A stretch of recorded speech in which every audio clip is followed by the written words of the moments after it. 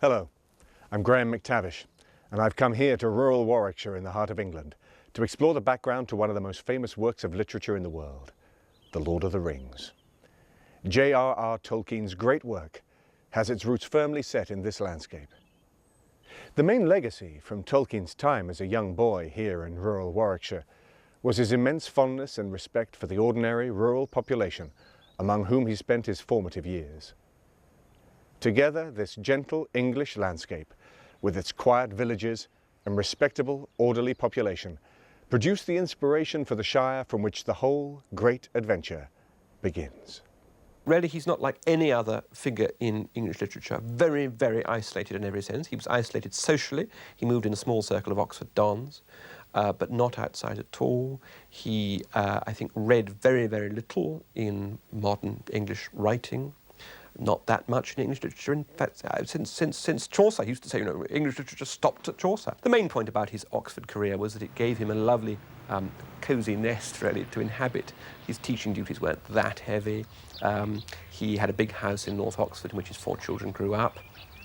He had marvellous friends in C.S. Lewis and other dons of like mind, all of them strongly religious, all of them liking fairy stories and myths, and they would meet together in Oxford pubs for pints of beer, and in Lewis's rooms in college on Thursday nights, and drink their beer and smoke their pipes and talk good manly talk and read their stories to each other. That was really wonderful. That's what was the best part of his life and really gave him the encouragement to go on writing. The Return of the King brings to a close a long, complex narrative. Its complexity was, in many ways, something Tolkien himself never intended. He'd set out simply to write another Hobbit. But as he says in his introduction, this tale grew in the telling. Tracing the movements of the characters in The Return of the King is an intricate business. The increasingly scattered members of the Fellowship of the Ring follow very different paths. And The Return of the King opens with Gandalf's and Pippin's arrival at the wonderful city of Minas Tirith, the chief city of Gondor. Minas Tirith occupies the easternmost shoulders of the White Mountains, facing Mordor across the river plain of the Anduin. It climbs the slopes in 7 concentric terraces, each with its own rampart pierced by a single gate. Each gate occurs at a different part of the wall's circumference, so that a journey from the first level to the 7th would follow a zigzag path up the slope. A great pier of natural stone cuts the city into 2 down its center, higher than the walls themselves and jutting from the side of the mountains like a ship's prow. It's as if he could see clearly in his mind's eye what he was describing, which is completely imaginary, but he could see every detail of it. And that enables the reader to have this very strong sense of place. I think that must be one of the main reasons why Tolkien's readers often feel as if they've been to these places. Tolkien contributed to this cliche a little bit by talking in letters and in conversations himself about feeling that he'd been exploring, that this was a land that he hadn't created lock, stock, and barrel all in one go, but that he got rolling and that he entered into himself in his imagination and began to explore. And so the world unfolds for the reader of the book very much as it did for Tolkien himself in the progress of writing it. He was creating a history, a myth, a mythology for England, he called it. And that involved not just a story, it involved geography, cartography, geology, ethnography, any other ography you like. He had to do it all, and he did. He used to draw enormous charts and maps of not just the landscape, but also things like the phases of the moon, the weather, perhaps even the tides, things that he was certain he had got to get right because he was writing a real story about a real world, so it seemed to him. And everything must work on its own terms, must fit, or the thing wasn't going to be real to him. Gandalf and Pippin proceed immediately to an audience with Denethor, the reigning steward. Denethor is also the father of Faramir and the slain Boromir. Aged, careworn and stern, Denethor sees little hope for the survival of Minas Tirith and Gondor. He has a scathing disregard for Gandalf's plan to destroy the ring, which he views as hopeless folly. As a professor of Anglo-Saxon literature, Tolkien was immersed in the surviving literature from the Dark Ages. And one of the overriding qualities of what survives is that sense of melancholy that pervades the remaining fragments often. The whole genre conveys a sense of sadness, loss, decline, even decay. It's almost the essential ingredient. And in Beowulf, for example, we see this in the atmosphere of Hrothgar's Hall, which is haunted by the monster Grendel. It's a gloomy and miserable portrait, and there are very strong echoes of that, most obviously in the rather bleak picture of Theoden's Hall, which we saw in the Two Towers. Denethor interrogates Pippin closely about Boromir's death. Pippin tells him what he can, and in an unplanned gesture, offers Denethor his service in gratitude for Boromir's struggle to save his and Merry's lives. Denethor accepts his offer, ordering him to join his household. The narrative then leaves Pippin and turns to Merry, who was left behind with Aragorn, Legolas and Gimli among the riders of Rohan. After Gandalf and Pippin's departure, Aragorn uses the Palantir of Orthanc, gazing into it to challenge Sauron.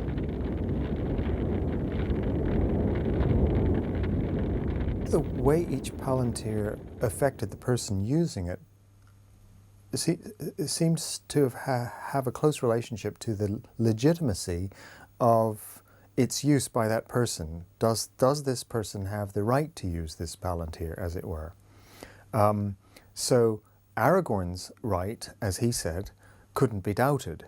With Denethor, although he had a very, very strong personality, he didn't have an incontestable right to use that Palantir. He was using it, as it were, illicitly.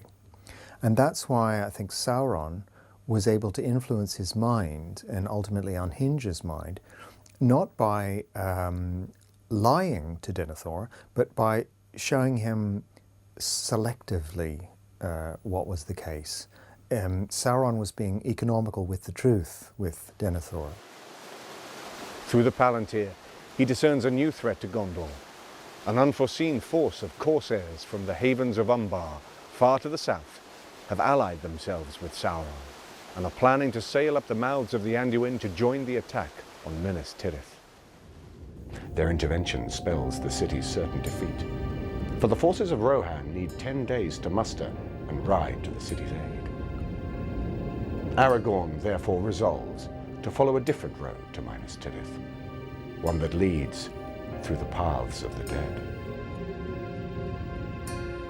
His intention fills the men of Rohan with dismay, who can foresee only Aragorn throwing his life away on a fruitless errand. Nevertheless, he parts courteously with Theoden, leaving Merry with the riders to serve the king, with whom he has formed an affectionate friendship. Throughout the trilogy, the hobbits represent the qualities in the ordinary English rural population which Tolkien admired.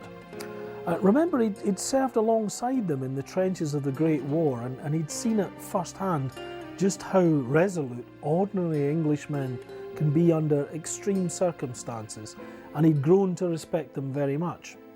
And of course, in both world wars, they'd come through against enormous adversity to prove themselves to be winners. So it's no surprise that the officer class, if you like to put it that way, in the form of Theoden and Denethor, quickly recognised the qualities of dignity and courage which Tolkien has embodied in the hobbits. And despite the overwhelming forces ranged against them, they're not daunted, and they bring a glimmer of hope in the darkness. And these are the signals which are read by Denethor and Theoden. With Legolas, Gimli and a party of rangers sent by Elrond from the north, Aragorn rides out to seek the entrance to the underground tunnel which enters the White Mountains at Dunharrow in the north, emerging through a narrow defile on the mountain's southern slopes above Erech. The company enters the subterranean way and find themselves followed by an invisible host of spirits who offer them no challenge, but terrify them with a palpable sense of malice. Aragorn summons them as Isildur's heir to a trysting place on the other side of the White Mountains, where they can fulfill their ancient vow and find peace. The culmination of the ride through the Pass of the Dead is that Aragorn's claim to the kingship simply cannot be doubted because it's recognized by the dead. And if anybody should know the heir of Isildur, they should. In the meantime, Merry, now left alone among the riders, is dismayed to learn that Theoden means to leave him behind with his niece, Eowyn, the sister of Eomer, whom he has appointed to govern the Rohirrim in his absence. In many ways, Tolkien used the hobbits to introduce the modern reader, the contemporary reader, into this ancient world. And since the contemporary reader is not likely to feel himself or herself to be a strapping, valiant warrior, but in fact have more, as it were, spiritual affinity with a rather small, vulnerable person who's fond of his or her home comforts. The hobbits make a very good sort of point of entry into this world. So I think it's a good choice that you have this small kind of person doing the best they can in these circumstances. If everybody was like Aragorn and Theoden, I don't think it would work.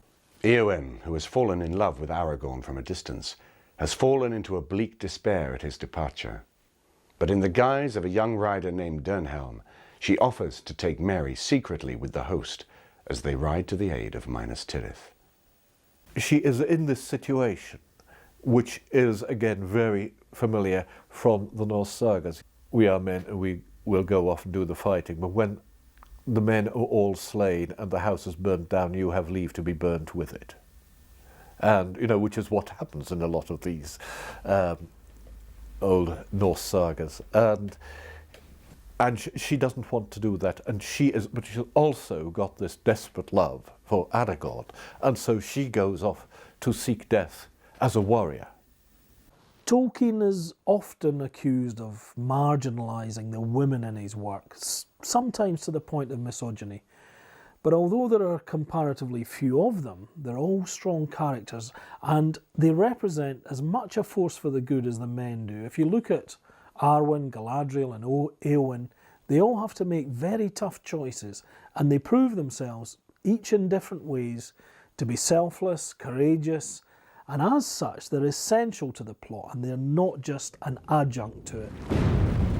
That night, a great cloud covers the sky, a canopy of fumes from Mount Doom that blackens the night and turns the day into a dispiriting grey twilight. Concealed behind Dernhelm, Merry witnesses the muster of Rohan as the riders set out for Minas Tirith. The narrative now returns to the siege of Minas Tirith. Denethor reveals his bitter resentment of Faramir's regard for Gandalf, lamenting the lost Boromir as his true son. The following day, he orders Faramir to take charge of the city's last line of defense at the western banks of the Great River, against the advice of many who feel their forces are already too thinly stretched. News comes shortly after that the effort proved a costly waste. The armies of Mordor forced the crossing, with heavy losses on both sides, and were pursuing the survivors across the plains, back to Minas Tirith. In the third book, The Return of the King, you have a new way of looking at the forces of Mordor, the power of Mordor, in that it's not qualitatively different, but it's sort of quantitatively different.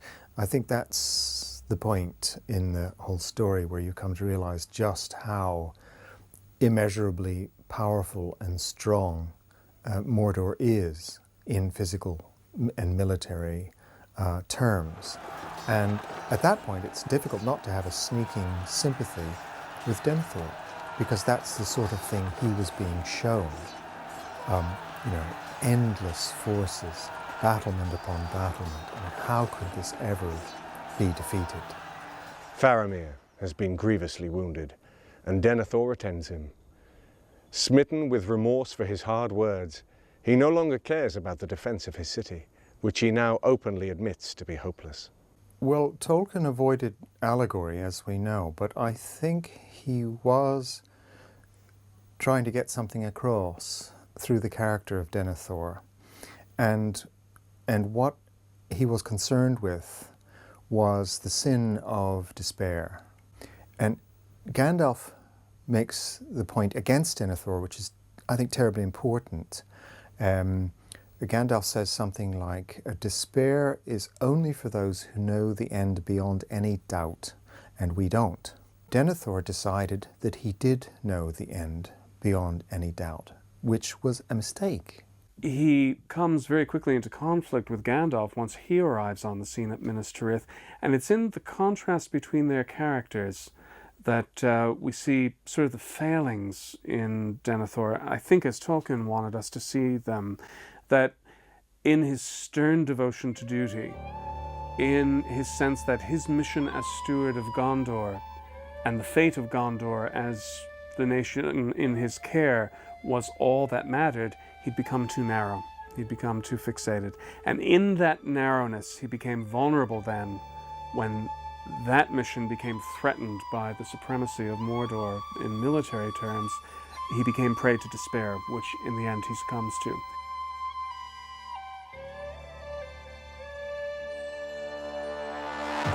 The armies of Mordor arrive before the city, and it is now that Gandalf takes command. The siege of Minas Tirith is mainly an opportunity for Tolkien to really get stuck into a kind of writing that he's actually very, very good at, which is battle scenes. In that siege, he narrates the action itself with incredible economy, and this is where I think he's being quite modern. It moves at a very brisk clip, as good as you could get in any action film, a lot of readers reckon, I think.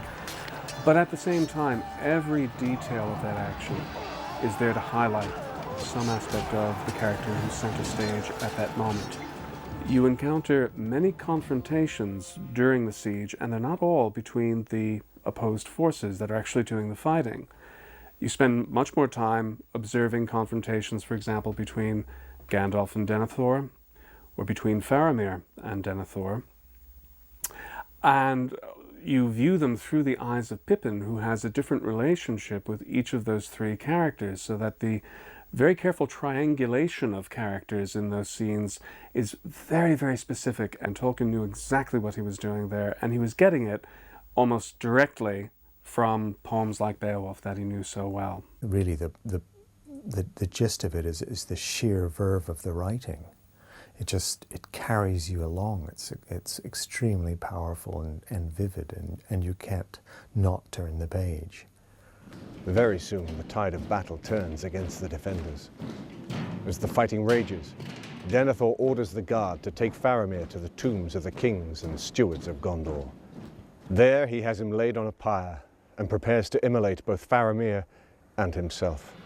This really is a masterful piece of writing. It's a wonderful juxtaposition of the frantic physical actions at the walls, which is so fast-paced and realistic. It really moves along at a breathtaking pace. And it's action on a huge scale. But the action is contrasted with the intense psychological drama which is being played out on an intimate scale in the Citadel. It all adds to this sense of overwhelming danger and intolerable pressure from every side which is being brought to bear on the city. And as the disasters pile up one on the other, it really has the effect of placing the reader into the rather uncomfortable shoes of the defenders. Horrified at Denethor's intentions, Pippin leaves Beregond to defend Faramir and dashes off to find Gandalf. The wizard, however, has other things on his mind. Pippin finds Gandalf at the main gates, just as they are smashed in by a great battering ram, and the Lord of the Nazgul rides in. As they confront each other, the Nazgul mocks the ruin of Gandalf's hopes. But just then, a cock crows, and on the morning wind can be heard the battle horns of the newly arrived riders of Rohan. Relief has come to the city. The narrative now jumps back to the riders as they struggle against time to reach Minas Tirith. We now learn how they find unexpected help in the forest of Druadan. The forest is inhabited by a furtive race of Aboriginal men, whose leader, Gan Buri Gan, offers to show Theoden a shortcut that will bring the riders to Minas Tirith quickly and secretly by a shorter route through the Stonewain Valley to emerge just north of the outwalls of the Pelennor Fields outside Minas Tirith. The furtive wild men of the woods, or wozers as the Rohirrim call them, are the only new race which Tolkien introduces in The Return of the King. The word wozers emphasizes their undeveloped condition and is a modernized version of an Old English word meaning wild men. They are thus primitive in the eyes of the Rohirrim, being wood-dwelling hunter-gatherers with an intuitive relationship to the natural world and few visible accoutrements of civilization. The glimpses we occasionally get into the layers of history which Tolkien has so carefully built up are one of the many things which make Middle-earth such a believable place. And the fact that there are races which have disappeared into the mists of time adds to the atmosphere of the work. As the riders emerge onto the plains before Minas Tirith and draw up their battle formations, a sea wind begins to drive back the fumes of Mordor, and the light of morning falls upon the fields of Pelennor. The riders strike deep into the rear of the Mordor armies assembled before the walls of Minas Tirith. But there is still much to do. Theoden is in the thick of the fight, but he is suddenly overshadowed by the winged steed of the Lord of the Ringwraiths. Theoden's horse shies and throws him. Merry also finds himself thrown down, alone among the slain. Eowyn alone confronts the Lord of the Ringwraiths. She is driven to the ground by a blow from the Ringwraith's mace. But Merry, crawling unnoticed behind him, aims a stroke at the back of the Ringwraith's leg with the barrow blade. With a great cry, he dies, leaving Merry to wander the battlefield, his sword arm numb, his vision fading. With Eowyn, in the Return of the King, going so strongly into military mode, first of all, it's fairly plain that she does that because she is broken-hearted about Aragorn, and more to the point, ashamed of her people's, particularly her father's, weakness in the past. She identifies with their sort of great military glory of the past and wants to live in that way and redeem it. And it's magnificent what she does, and with Merry's help destroys the chief of the Nazgul. It's an extraordinary thing to do, but nonetheless, after all said and done, there is a sense that, well, maybe this isn't exactly what she's supposed to be doing with her life. Meanwhile, the battle rages on. Suddenly ships appear on the river Anduin. The men of Gondor waver. They assume the corsairs of Umbar are attacking. But from the ships come Aragorn, Legolas and Gimli, leading the Rangers and other forces from the south. The new reinforcements finally succeed in tipping the balance and driving the armies of Mordor from the field. It's a complicated battle, and it's not just the arrival of Rohan, which is a key moment, obviously, but the arrival of the boats as well, and then the new forces up from the south of Gondor that Aragorn has brought in his train. And I think all this adds to the feeling that Tolkien wanted to convey of just what a narrow shave it was, what a narrow escape the West has had in this siege. If just one of these complicated set of events that were necessary to save Minas Tirith had gone wrong, it would have fallen. Hence Aragorn's strategy that he presents to the captains of the West. We mustn't just sit here and wait for the next one. We can't win this militarily, so we must actually go out and meet the enemy. And that will be such a bizarre thing to do from his point of view that it can only lead him, that is Sauron, to suspect that we have the ring. Because otherwise, how would we have the nerve to do this, knowing what we know? It's a very intelligent strategy, actually, but in another sense, it's the only thing they could have done. Gandalf, in the meantime, had been delayed by Denethor's despairing attempt to commit suicide, taking his ailing son Faramir with him. When Gandalf and Pippin reach the tombs, they find evidence of men fighting. Passing inside, they find Beregond defending Faramir, who lies feverish on the piled-up wood, while Denethor orders his men to slay Beregond and light the pyre.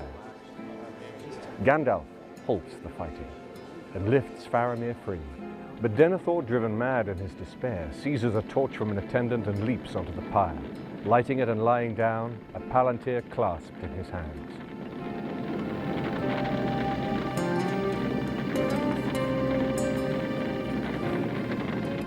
It wasn't just a question of him personally being doomed, or even just Minas Tirith. It was everything that Númenor and the men of Westerness represented.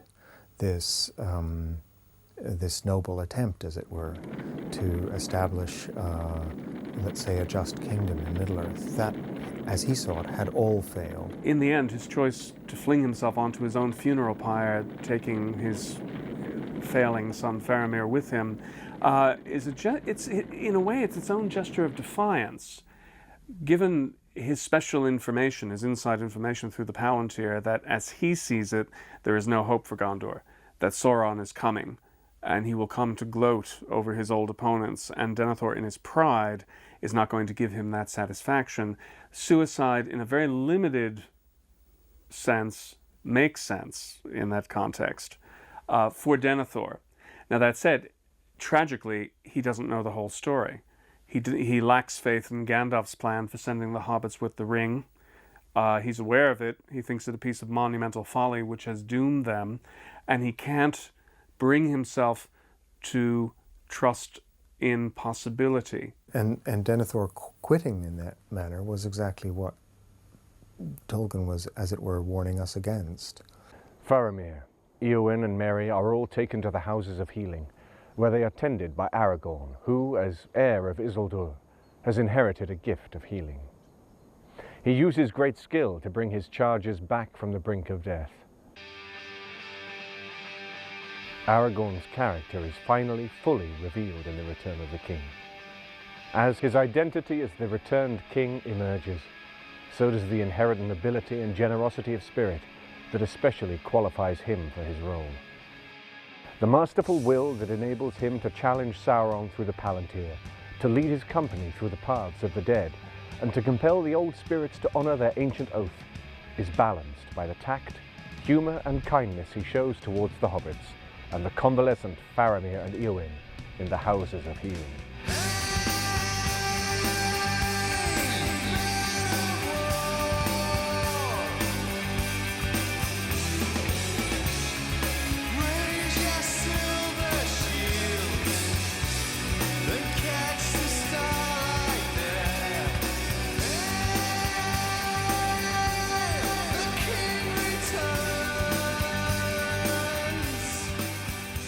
The captains of the victorious Allied forces hold a council to ponder their next action. Gandalf advises that they march at once on Mordor, not with any hope of military victory, but as a diversion to keep Sauron's attention directed away from the quest of the Ring-Bearer. The whole point of the strategy militarily is to keep Sauron engaged in order to give Frodo a chance to destroy the ring.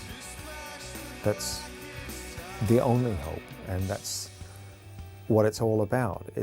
There is no illusion of being able to defeat Sauron in his own terms, at his own game, which is sheer strength. That's not even an option. Led by Gandalf and Aragorn, a force far too small for a serious assault on Mordor sets out, passing through Ithilien and thence to the battle plain before the Black Gate, sounding the challenge of the King of Gondor as they go. With the trip of the captains of the West to the Black Gate, since Aragorn had recognized and had convinced all the others that purely military victory is not a possibility, if that's your starting point, then you really don't need to even take everybody along with you. You don't need to have as massive an army as you can. because it isn't going to be enough no matter how massive it is. So this again goes back to convincing Sauron that the only possible explanation for doing something so self-evidently stupid or suicidal is that you must have the ring with you. In terms of Gandalf's own strategy for bringing about the destruction of the ring, it makes perfect sense as well. There's no way that with the forces they have, they can seriously contemplate assaulting Mordor. There's every reason, every practical reason for trying to keep Sauron's attention away from his own domain where Frodo and Sam are crawling towards Mount Doom. At the gate, they are met by a herald of Sauron, who mocks them and produces items once carried by Frodo and Sam, announcing that these spies' mission had failed. Gandalf defies him, and from the gates of Mordor a fresh army issues, quickly surrounding the small army of Gondor and its allies. Battle is joined. Pippin, taking his stand among the tower guard alongside Baragon, slays a troll before being knocked unconscious. With the overwhelming force brought to bear against them, it soon appears as if all will be lost. In the Return of the King, you've got this double structure. You've got, first of all, the great heroic thing, the great battle and killing of the Nazgul and the shaping up for the great battle with the Dark Lord and all the heroic stuff again. Then back to Frodo and Sam, really getting closer and closer towards the end of their tether as they make their way through the really horrible situation of Mordor to Mount Doom, to the end of their quest, and realizing more and more that they're not going to get away. Sam, in the aftermath of his fight with Shelob, is trying to find a way into the Tower of Cirith Ungol to rescue Frodo. Climbing through the stories of the tower, Sam searches for Frodo, finding him at last at the very top, being menaced by the last surviving orcs. One of them tries to flee and falls, breaking his neck. The other races past Sam and escapes. Sam returns the ring to Frodo and finds orc clothes to disguise themselves in, and the hobbits set out on the last leg of their journey to Mount Doom. How long you actually carried the ring and why you carried it were very important considerations in terms of how the ring affected you. And Frodo had carried the ring for much, much longer than Sam. So Sam's stint with the ring, his experience of the ring was very brief, and he only took it on very, very reluctantly when he thought Frodo was dead. So he's not nearly so consumed by the ring as Frodo is. From the high pass of Cirith Ungol, Frodo and Sam descend onto the plateau of Gorgoroth, the barren, ashy inner plain of Mordor. They journey northwards along the inner slopes of the Mountains of Shadow, turning east towards Mount Doom only when they have drawn level with it. Crawling furtively across the parched, ashen landscape, they are pursued by trackers and, taken for orcs by a passing troop, are compelled on a forced march. But they escape in the confusion when their troop collides with another at an intersection. Forcing themselves to the utmost reach of their endurance, they press on towards the smoking mountain. Frodo, all the while feeling the ring dragging on him with greater and greater weight as it nears its place of origin. Their destination is Mount Doom, but as they wearily ascend the road up the mountain, they are assaulted by Gollum, who has followed them in the final throes of his own desperation, frantic to recover the ring for himself. Sam finds that despite the creature's countless vile treacheries, he cannot bring himself to kill him in cold blood. With a curse of disgust, he orders Gollum to leave, turning to follow Frodo. Once he's out of sight, however, Gollum, still following the lure of the ring, follows on. Gollum's complex relationship with Frodo is driven by many conflicting factors. There's his desire for the ring and his hatred of its possessor on the one hand, and on the other, there's his reaction to the mercy and kindnesses shown him by Frodo. So the battle that these contradictory impulses wage within his psyche become a kind of medieval morality play. But unlike a morality play, his malice wins out over the brief flickerings of respect and loyalty to Frodo. I think by the time of Gollum betraying Frodo and Sam to Shelob, with that act of betrayal, there is no further hope, as it were, for Gollum. He's become morally irredeemable. Gollum is easily Tolkien's most complex character. Gollum's will and desire are focused almost exclusively on the ring that he possessed for so long and lost. His desire to possess it again is matched only by his hatred for the thief Baggins, who took it from him. Frodo's situation mirrors Gollum's very precisely. Taking the ring first unwillingly, the hobbit resists its lure time and time again, though his struggle not to yield costs him terribly. His awareness of Gollum's unreliability and his distaste at the creature's fawning flattery leave him desperate to be quit of his unwelcome travelling companion. But every time Gollum's life lies in his hands, he chooses mercy over instinct, sparing Gollum's life both on principle and out of a growing fellow feeling for the misery he suffers, deprived of his precious. The mercy and empathy he displays for Gollum serve him better than any practical assessment of what to do with Gollum. In Tolkien's tale, the single-minded assertion of will is almost always fatal, while the practice of sympathy, empathy and mercy bring salvation where no amount of reason could have anticipated it. Tolkien was on a number of occasions gently critical of Shakespeare. He felt, for example, that Shakespeare could have done more with the Forest of Dunsinane and Macbeth, and he addressed this in his own way with the creation of the Ents. Tolkien was also critical of Shakespeare's handling of the elves, for example in Midsummer Night's Dream. But I'm certain that he recognised the majesty and power of Shakespeare, and any work that deals with themes such as mercy and forgiveness inevitably invites comparison with famous speeches like The Quality of Mercy that we find in The Merchant of Venice. And personally, I think there are some interesting parallels to be drawn between Gollum and Shylock, and I don't think it's going too far to suggest that there might be at least a subliminal influence at work there. It ends up with two against overwhelming odds.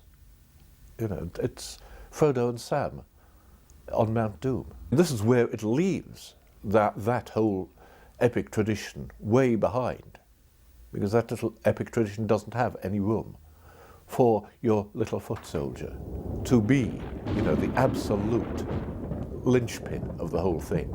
Sam finds Frodo in the Chamber of Fire before the cracks of doom, where he announces he will not cast the ring into the fire, claiming it for himself. It's an extraordinary development in which, you know, at the very last moment, Frodo claims the ring as his own and betrays the quest, actually. And I think there's a feeling that if Frodo could do this, anybody's capable of it, which may have been, you know, what Tolkien was trying to get across to the reader. You too, dear reader, are not proof against this kind of corruption. What Frodo does is, desertion in the face of the enemy, almost. It's, it is at the very last minute, he fails. His courage gives out, and he can't resist anymore.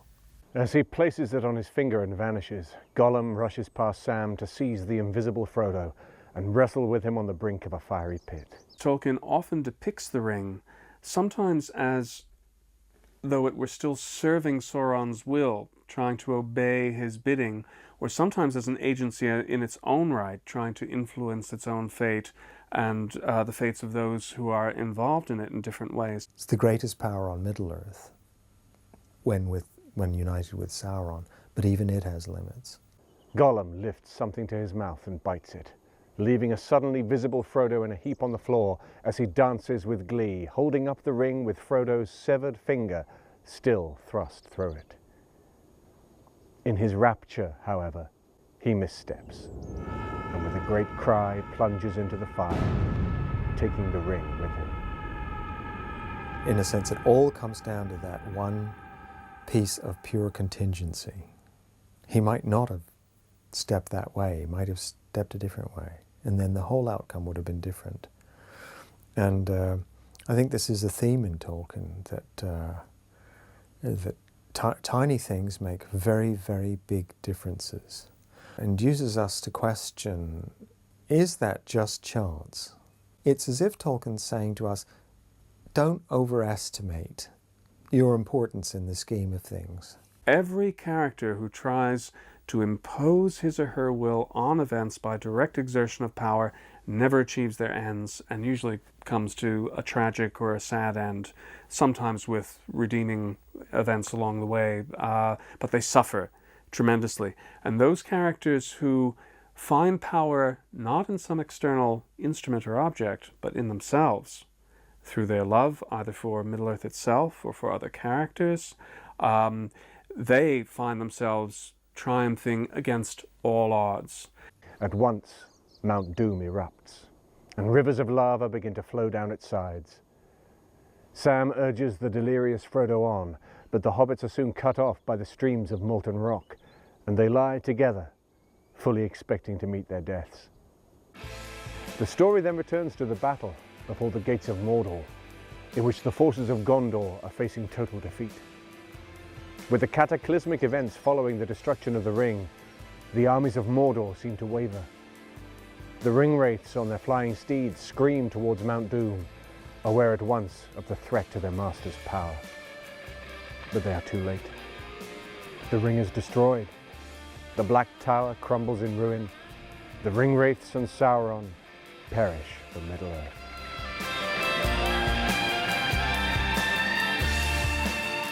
This is Tolkien saying that, you know, the greatest power in Middle-earth is still not omnipotent.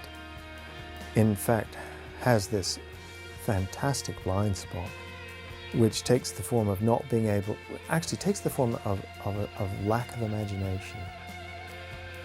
A staggering inability to imagine that anybody would do anything with the ring that he, Sauron, wouldn't do. You know, that's what Sauron can't imagine until it's too late. And of course, the last thing he would do, the very last thing, is to destroy the ring. He would use it. Frodo's character is tested by his experiences in The Return of the King more deeply than that of any other figure in the story.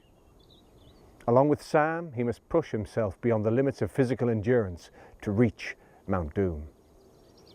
It is absolutely central to Tolkien's scheme that at the end, having reached his objective against seemingly impossible odds, Frodo fails, refusing to destroy the ring and claiming it at last for his own. He is saved by Gollum's frantic intervention to save his precious for himself. But he spends the rest of his days in Middle-earth, afflicted by a complex regret, both for his loss of the ring and for his failure to destroy it himself. This aspect of the story inspired a great deal of debate and still does today. Well, I think that he found certain aspects of the success, particularly the cult aspects and the extreme amount of publicity, very difficult, particularly as he was getting older by this time. He was frightened of the intrusions on his privacy. He didn't like fame, and he didn't like all the palaver at all. He never actually really ever appreciated that he'd become famous, always wealthy. He always worried about his finances and that he hadn't got much money and he was overspending. He was disturbed by the fact that quite clearly a lot of people who read his books and loved them were a bit nutty. I mean, this is the unfortunate fact that The Lord of the Rings does tend to appeal particularly to solitary, lonely people, a little like Tolkien himself. In his own correspondence, Tolkien reports receiving a number of letters from readers who were outraged at what they saw as Frodo's betrayal of the trust placed in him by Gandalf, Elrond and Aragorn. These writers couldn't accept that Frodo should be received like a hero afterwards. In the face of these objections, Tolkien's response was to point out that Frodo's moral responsibility demanded that he should attempt to carry out the quest to the utmost limits of his physical and spiritual power, which in Tolkien's view, he did so. And Tolkien felt that the ring's destruction by Gollum, rather than by Frodo, should be seen as an instance of the mysterious workings of fate and grace that had governed the affairs of Middle-earth from its very earliest history. We need to bear in mind that this is the Frodo who, at the beginning of the Fellowship of the Ring, says to Gandalf, "What a pity Bilbo didn't stab Gollum in the dark when he first gained the ring."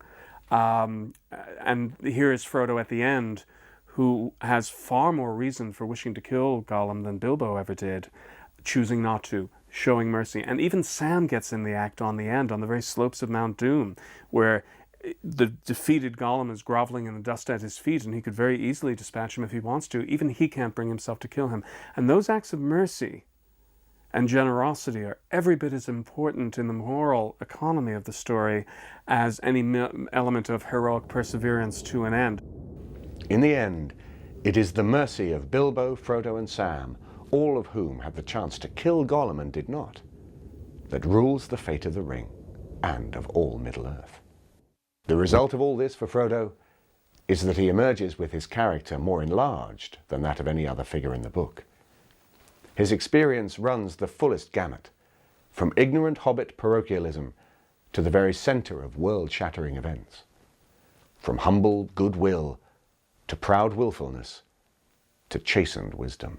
As Saruman says, "Oh, you have become very wise." And he has. Much good that it does him. Because he's become wise, but the cost, has been that he's virtually broken. After the festivities surrounding the crowning of the king, the army returns to Minas Tirith, where the surviving members of the Fellowship of the Ring are reunited. Following the wedding of Aragorn and Arwen, the hobbits at last begin the journey northward in the large party that includes the new king and queen, the riders of Rohan, Gandalf, Galadriel and Celeborn, and Legolas and Gimli. Their first destination is Edoras, the chief city of Rohan, where they later rest the body of Theoden and celebrate the marriage of Eowyn and Faramir, who had fallen in love while in the care of the healers in Minas Tirith. From there, they continue on to Isengard to visit Treebeard and his Ents, who have been keeping watch on Saruman in his tower. Treebeard admits that even he came to have pity on Saruman's ruin, and he could not bear to see any living thing held long in captivity. So he let Saruman go. Aragorn and Arwen now return to their city, while Gimli and Legolas turn eastward to visit Legolas's homeland in Mirkwood. The hobbits, elves and Gandalf continue northward through the Gap of Rohan into the deserted lands of Enowin. On their road north, they overtake the fallen wizard, travelling like a ragged beggar in the company of Wormtongue. Saruman sneers at them all, pointing out spitefully that they may not enjoy their victory so much after all. Once they reach the Redhorn Gate, Galadriel and Celeborn bid them farewell, travelling back to Lothlorien. The hobbits continue northwards with Gandalf until they reach Bree, where Gandalf parts with them for, as he puts it, a long conversation with Tom Bombadil in the Old Forest.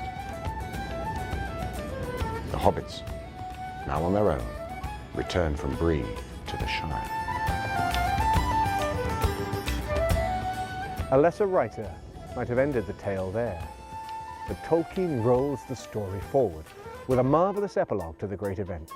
Tolkien had the problem of, well, what happens next? What happens now? So the marriage of Aragorn and Arwen, that's fine.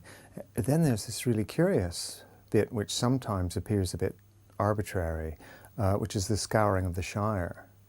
Because in a way, the scouring of the Shire is a major digression that really isn't essential to the plot or even to the story. But I think Tolkien had some things he wanted to get off his chest in the scouring of the Shire that wouldn't fit anywhere else. So yeah, it's a bit of an anomaly in terms of its structure compared to the neat pattern of the other books. You can't help feeling that with this long denouement, Tolkien is now enjoying his own tale so much that he simply can't bear to finish it. It's almost as if he too is waiting to see what happens next. It's as if he just wants to keep going on with this wonderful creation and he doesn't want to leave Middle-earth. And that's certainly a feeling that's been shared by millions of readers. The hobbits discover that Saruman had hired gangs of outlaw men to create a ruinous little police state in the Shire, stealing the land's produce, throwing up senseless, ugly buildings, chopping down trees, and imprisoning any hobbits who objected. By the end of it, he is the exploiter. He is the man of the machines. He is the man of the machine age of tearing things up, hacking down the trees, disemboweling the earth, building the whole, the ultimate machine civilization, which Tolkien didn't like at all. With Merry and Pippin as captains, Frodo organizes a resistance movement that quickly ejects the oppressors. Confronting Saruman at Bag End, Frodo gives him leave to go where he will, even though most of the hobbits wish to kill him. Saruman prepares to go, directing his abuse at Wormtongue, who suddenly rebels and kills Saruman on the spot before being himself shot by hobbit archers. Saruman has a role in the Return of the King. It's a grievously reduced role from his former position of power, but he still has enough power to do, as I think Gandalf says, malice in a small way. Towards the end of his life, Tolkien was asked by somebody whether he thought Sauron had won in this world, as it were, was in charge. And he said, no, he didn't think that was the case, but he did think that Saruman was doing very well. And I think he associated Saruman with politics in its unflattering sense, and bureaucracy and petty-mindedness and those kinds of vices. And that's what Saruman became reduced to in the end. The rest of the story concerns Frodo's last few years in the Shire, where he leads a comfortable existence, but is deeply troubled by the memories of the ring, the loss of which has scarred him in spirit. At last, offered the opportunity by Galadriel, he joins Gandalf and the elves as they meet at the Blue Havens to sail out of Middle-earth altogether, to the undying lands of the Valar, where Frodo can find healing for his inner wounds. It's only in the lands of the Valar, across the oceans in the Undying Land, that Frodo can go to find final healing, which is why Galadriel offers him a place on the boat and he takes it. I think it's fair enough to consider, where the ring bearers went across the sea as a kind of heaven. There may be more than one kind of heaven, and certainly the idea of heaven is something that we understand, and that was Tolkien's idea of heaven, was peace. Probably peace and quiet, actually. And he associated those virtues with healing. It is in The Return of the King that Tolkien's primary themes of good and evil, power, will and desire find their fullest expression. Though he is often accused of simplistic moralizing by his critics, Tolkien in fact crafts a number of brief but finely shaded character studies that probe with great subtlety the complex interrelationships between the individual will and the power to do good or evil.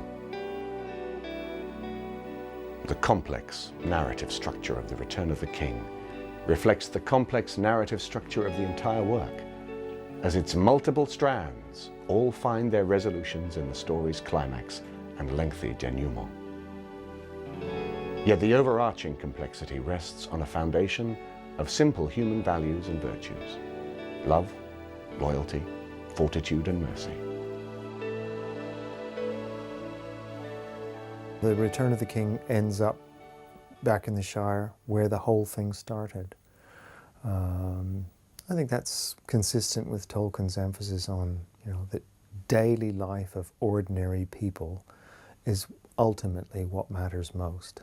Ultimately, that's the important arena for what happens in this world.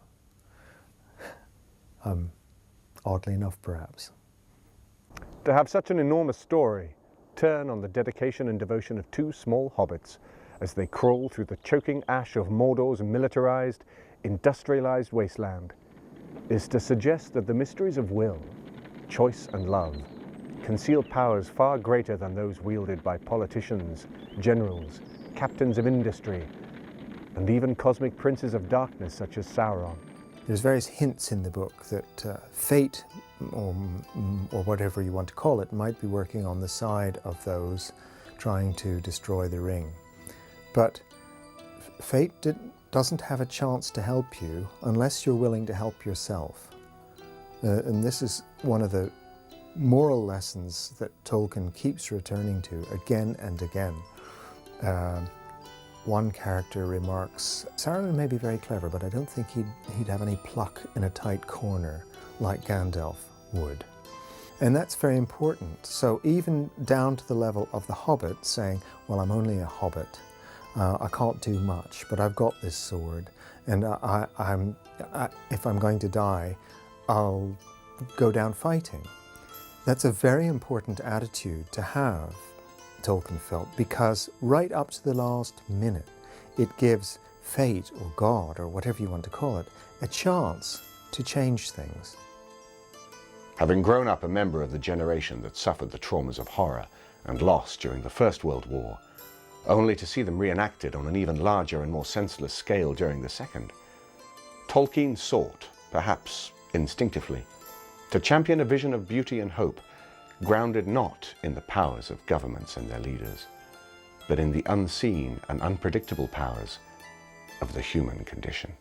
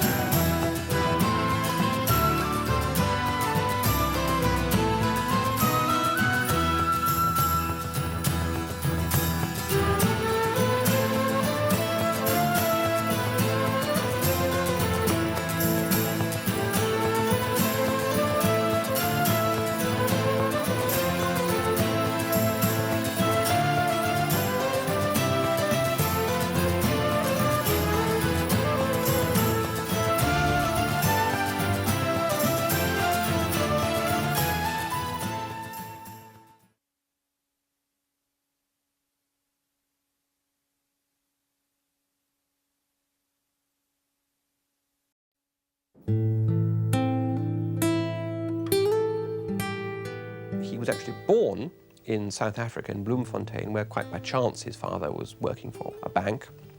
But the family came from Birmingham, and when the father died young, the mother set up a home just outside Birmingham at Sarehole Mill. And this was glorious, idyllic countryside with a water mill, with sort of blackberry dells, copses and so on. And Tolkien and his brother roamed there for 3 or 4 years and had such a wonderful time that it's quite clearly reflected in the opening chapters of The Lord of the Rings, where Tolkien describes the idyllic, happy rural life of the hobbits in the Shire. So he had that, and that was a fundamental experience to him. Then the mother decided that she must move the children into Birmingham in reach of good schools, and he hated this move into this big smoky city. I mean, it really was when industrial pollution was at its height, you know, the factory chimneys belching out.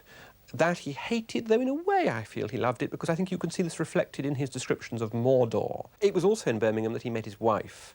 he was by this time orphaned and living in a lodging house in Edgbaston run by a rather witch-like lady, or so he said. And also living in this house was Edith Bratt, whom he eventually married. He fought in the First World War in the trenches as a signalling officer, and in a way that made no impression on him. It was a kind of experience so awful on the Somme battlefield that he shut it out from the rest of his mind. It comes in at moments in the stories, in The Lord of the Rings, where the heroes are undergoing various awful experiences. But really what it did was drive him more and more into himself and make him more determined to cultivate his own private landscape. And so he withdrew really from the war, and it was at that point he began to write his books. After the war, he became a university teacher, first really at Leeds and then back at Oxford.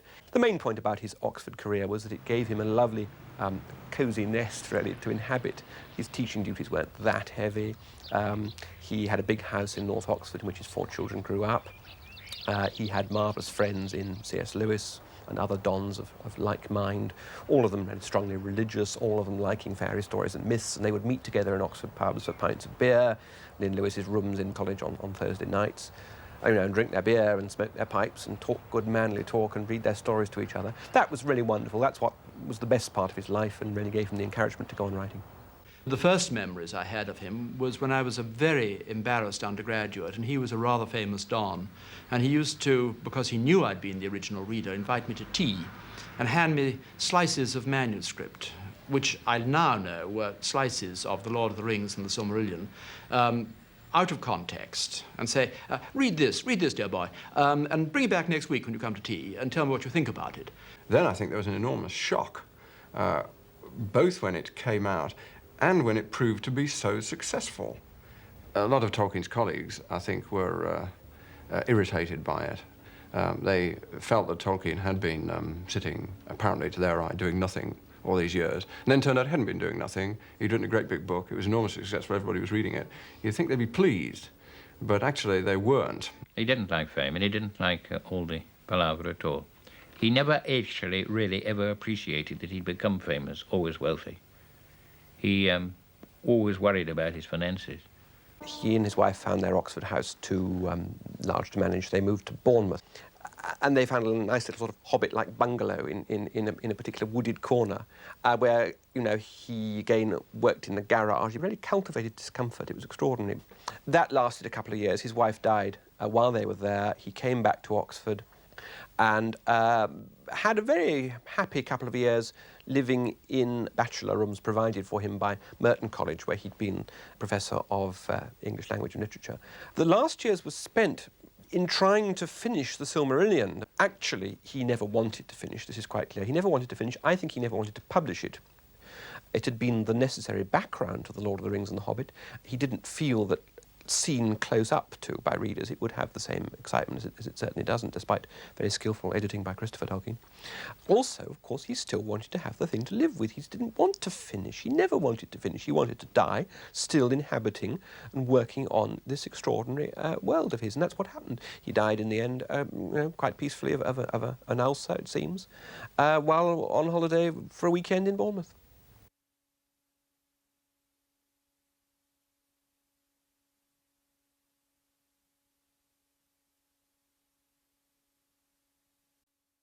Hi, I'm Tim Hildebrandt. And I'm Greg Hildebrandt.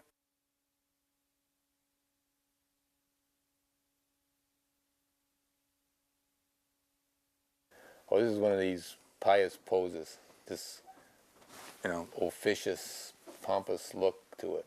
You guys? And the men, people standing around. But formal, I like that. Yeah, I like that. formal almost, composition. Yeah. It's, Boy, that cloud right there keeps you going around in a circle around both of them, Mm-hmm. That's what it was put there for. Hold it right there. But I like the again, see the lights half coming up the figures? Yeah. Yep. So it's like there's some sense of light moving, Mm-hmm. Right, yeah. Some or shadow moving past Away. and revealing it. Yeah. You know. That's how I would have handled it in a movie. Yeah. Tim and I posed for these two guys in the background. Yeah. On the right-hand side, there's two soldiers, and I painted them, so I put myself in the foreground, bigger. Mm-hmm. Then Tim. And remember, you were pissed off about that. Crouching in the background, yeah. Remember? Yeah, I remember that. I remember that. This is opera. This is Wagner. This is pure Wagner. Yeah, I mean that was right. Yeah, absolutely. That's a definitely spiritual Wagnerian scene right there. That's what we were thinking of. It's got that whole triangular shape again. The back, the rays of light. Yeah. Coming down. Rays of light. Why do rays of light always look religious or spiritual? Shafts of light shining down. You know, even in forests or in rooms or whatever. Why is that? It's coming from up there, you know, and it's like it's clear that it's coming down here. But then, you know, that it hits, the direct light hits on Eowyn and on the guys, and then it hits on the floor too, and then bounces back up. So you get all that glow on Gandalf, and from the top and from the bottom. Right. It just fit. I mean, it's like a thing you're getting into and laying that out. You're feeling the position of the arms always. Yeah. You know, this very, you know, the DeMille thing. Remember, you know, like the DeMille, everybody, the leg would be up just perfect. You know, what do you make? How do you make evil tower look different than a good tower? You try to make it. You know, on here it's these kind of claw-like things coming out with a central spike coming out of it. Yeah, what makes that evil? I don't know. It's a good thing, you know what I mean, when you analyze it. Well, why does that look evil? Well, look, for good angels, they put feathers on them. For bad angels or devils, they got bat wings. Yeah, is that evil? Yeah, I know it. But it's a weird perception. Yeah, it's an accepted perception. Perception, or prejudice, or whatever you want to call it. Yeah. And we got a sulfur bomb. You put it in the middle of the floor, light it, and run. And I stood there. We stood there and watched it. Thick fumes of sulfur coming up. Hit the ceiling and go out in these concentric rings like because hey, that's Mount Doom. That's Mount Doom. That's where that it's idea like came totally from. like, you know, to get that ringing out, like the dark cloud is moving off all over Mordor. This the Eowyn and the Nazgul one is like, that's like the crack of the sun's rising. Right, well, not rising, but just opening and the clouds coming. Yeah. I mean, that I think was instant when we saw we started to lay that out. You know, you saw her being lit straight on from the sun, you know, behind your back, so that it, wham, that feeling. Right. And the red, I mean, it's not described that she has a red cloak. I mean, no. It just seemed to be the color to put there. Right. As a kind of emotional. Probably a Roman costume influence again too. The creature, we had painted that whole thing in reds and oranges and maroons and whatnot, and then again it's too bright. You got to make them darker, so we painted them this way. Probably should have been black, like the rider, but it wouldn't work against the. I think it's a pragmatic thing. It wouldn't work against the dark sky. We wanted the sky dark behind the scene. Right, and it's not a night scene, so no. But like stormy clouds behind it, so that she would really pop out against that. You know, all that stuff. Yeah. You know, the sun looks, if it's a storm and it's, you know, the contrast increases greatly. So, but what we used for a model on that, the creature is a rubber chicken. We had a big rubber chicken that we had pinned on the wall in our studio to get the texture on it. You know. Yeah. Rubber chicken. We're two guys from Detroit that grew up on American culture, and for some reason, I don't know. I don't know what the connection is. It all worked. Yeah.